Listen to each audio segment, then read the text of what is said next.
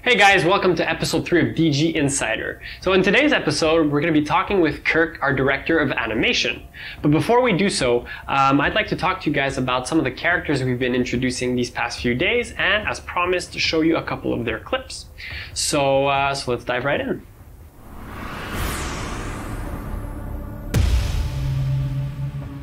We've introduced 3 new characters since our last DG Insider.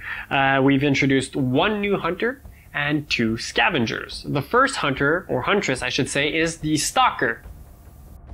The Stalker's default power is Fade, which allows her to slip in and out of the shadows. Her starting weapons are the sniper rifle and the burst rifle. Unlike the Inquisitor, who roots out his targets using his turrets, the Stalker lies in wait and ambushes her prey. Inked's default power is the Shield Bolt, which provides all nearby scavengers with a shield buff. This can get scavengers out of a tough spot. For example, if you're playing against the Stalker and she pops out of the shadows, that shield might make the difference between life or death. Like all scavengers, Ghost can use his starting power, the Invisibility Bolt, to benefit him or any nearby scavenger. While invisible, scavengers can move freely around the garden or get out of a tricky situation without ever being noticed.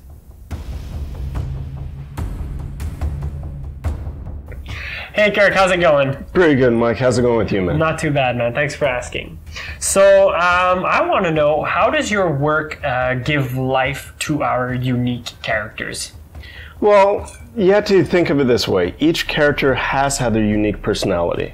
So we really have to put ourselves into their positions. And when we do that sort of stuff, I start thinking about unique poses, just so that everyone, when they play this game, they're going to go, oh, that's this character, that's that character, and they'll be able to get the essence of each one of them right away. Moving forward with the game, people will see that if you're to round them all up together, you're going to see they're all different. So we've been revealing characters these past few days and weeks, and I wanted to know, are there any specific animation quirks that are particular to the characters? Anything that stands out for you? That we're excited about? Yeah, that you're excited about, basically. Yeah, so we are kind of excited about some of the stuff. Like, we're adding a lot of secondary little animation onto these characters, having their capes that will flow. Like, you'll see the Stalker. Right. It's going to be fun to, you know, as you watch the Stalker go through the scene, all of a sudden you see this cape flapping behind and everything. And it's the same thing with some of the other characters that we've introduced and will introduce. Right.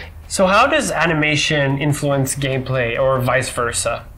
Well, I think when we're doing a lot of these gameplays, especially when it's like third person and first person at the same time, we have a lot of things to take into consideration. For example, when you're in first person, we never want to get into a situation where our animation is hampering the experience for the player. If you're chasing down the scavengers, if that reticle is just off by a little bit, it's going to affect the gameplay. And your overall experience. Exactly. Right. So we're constantly looking at these things all the time. An important part of the Scavengers gameplay is maneuverability. And so how does your animation work impact their ability to move across the map? If we make a choice and it causes you to get killed because we're taking too long doing an action, we haven't done our job properly.